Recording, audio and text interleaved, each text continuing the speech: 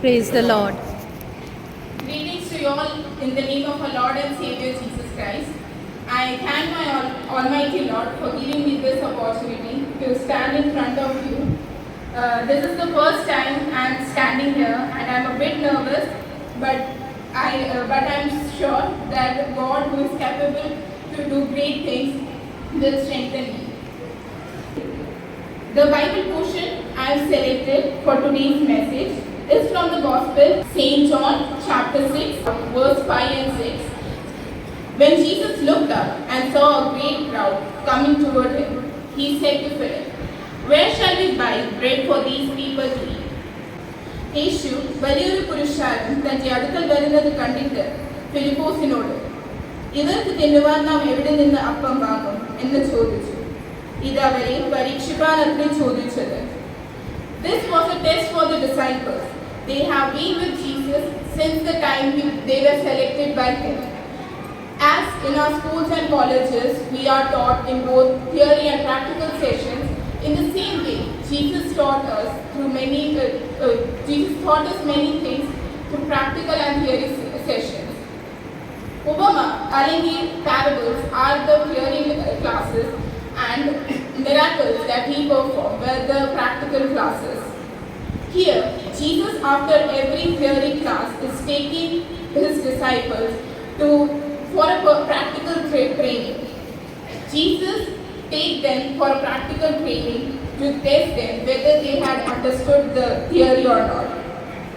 Jesus is asking them a question: where shall we buy bread for these people? Let us place ourselves in the place of the disciples. യേശു ഈ ചോദ്യം നമ്മോട് ചോദിച്ചാൽ what would be our answers? We all would have different responses or different viewpoints to this question. അന്നും യേശുവിന്റെ ചോദ്യത്തിന് പല responses അല്ലെങ്കിൽ പല ആൻസേഴ്സ് ആണ് ശിഷ്യന്മാർ നൽകിയത്. Let us see what were these responses. ആദ്യമായി യേശു ചോദ്യം ചോദിച്ച ഫിലിപ്പോസിന്റെ റെസ്പോൺസ് നമുക്ക് നോക്കാം. Can someone read St. John chapter 6 verse 7 for me? Philipose അവരോട്, "ഓരോരുത്തരും അല്പമല്പം ലഭിക്കേണ്ടതിന് 200 പണത്തിന് അപ്പം മതിയാകില്ല" എന്ന് ഉത്തരം പറഞ്ഞു. Philip answered him, "It would take more than half a year's wages to buy enough bread for each one to have a bite." Philip, who was a disciple of Jesus, was with him since the day one. He had witnessed many of his miracles, Jesus turning water into wine, healing the sick, giving sight to the blind, and many more. Yet he only thinks about his problems. He only thinks about his weaknesses, about his shortcomings. He fails to see the power of his master. പലപ്പോഴും നമ്മുടെ response ഇങ്ങനെയൊക്കെ അല്ലേ? Here, Philip got his inability before Jesus, but he fails to ask Jesus for a solution. He fails to understand that his master, who can turn water into wine, can also feed the multitude. When we face some problems, we must understand that God is greater than any of our problems. പ്രശ്നങ്ങളെക്കാളും വലിയ ഒരു ദൈവം നമുക്കുണ്ട് എന്ന വിശ്വാസമാണ് നമുക്ക് വേണ്ടത്. Now, let us see how Andrew responds to Jesus' question. Can someone read John 6:9 for me? എന്മാരിലൊരുത്തനായ ശിമോൻ പത്രോസിന്റെ സഹോദരനായ അന്ത്രയാസ് അവനോട്, "ഇവിടെ ഒരു ബാലകനുണ്ട്, അവന്റെ പക്കൽ 5 അപ്പവും 2 മീനുമുണ്ട്, എങ്കിലും ഇത്ര പേർക്ക് അത് എന്തുള്ളൂ" എന്ന് പറഞ്ഞു. Another of his disciples, Andrew, Simon Peter's brother, spoke up. "Here is a boy with 5 small barley loaves and 2 small fish. But how far will they go among so many?" Here, Andrew did find some resources. He knew that he did not have anything, but he knew someone has these resources. He is aware about the surroundings. He is aware about the society he belongs to. യേശുവിന്റെ അടുക്കൽ ചെന്ന് ബാലന്റെ കയ്യിൽ അപ്പവും മീനുമുണ്ട് എന്ന് പറയുന്നതിന് മുമ്പ് Andrew ആ ബാലനുമായി സംസാരിച്ചിരിക്കുകയാണ്. That means he maintained a good relationship with others. Andrew യേശുവിനോടൊപ്പം ആയിരുന്നപ്പോൾ പോകുന്നിടത്തെല്ലാം അവിടെയുള്ളവരുമായി യേശു നന്നായി കമ്മ്യൂണിക്കേറ്റ് ചെയ്യുന്നത് ശ്രദ്ധിച്ചിട്ടുണ്ട്. As a true disciples, Andrew tries to understand what Jesus desires from his disciples. Andrew അവനായിരിക്കുന്ന കമ്മ്യൂണിറ്റിക്ക് ഇറങ്ങിച്ചെന്ന് അവരുമായി ഒരു ബോണ്ട് എസ്റ്റാബ്ലിഷ് ചെയ്യാൻ ശ്രമിക്കുന്നു. ആ റിലേഷൻഷിപ്പിലൂടെ he tries to show Jesus to them or bring them to Jesus. He is with Jesus and he now brings everyone to Jesus. The motto of our Sunday school says that come to Jesus, bring every child to Jesus.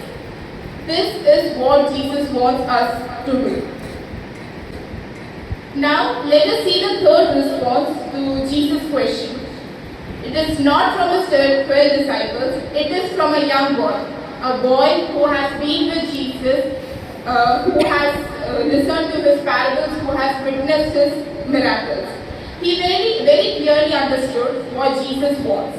So when Andrew tells him to share his little tiffin box without any second thought, he gives it. He agrees to give it because he knew that God can do great things from this. He was happy to be an instrument of Jesus. അവന്റെ 5 അപ്പവും 2 മീനും 5000-ൽ അധികം പേർക്ക് കൂടായി മാറുവാൻ സാധിച്ചത് അവന്റെ സമർപ്പണം കൊണ്ട് മാത്രമാണ്. This is what Jesus wants us to do so. നമുക്കുള്ളതെല്ലാം അല്ലെങ്കിൽ നമ്മെ പൂർണ്ണമായി ദൈവത്തിന് സമർപ്പിക്കുമ്പോഴാണ് ദൈവം നമ്മളുടെ അത്ഭുതങ്ങൾ പ്രവർത്തിക്കുന്നത്. In other words, when we submit ourselves completely to God, He will do great things through us. On this Word Sunday School Day, I just want to relate this story to the Sunday School students. When at the age of 3, we are enrolled to Sunday School, we learn new things about Jesus, our faith develops. In the first stage, the child comes to Jesus and starts learning or understanding about Jesus.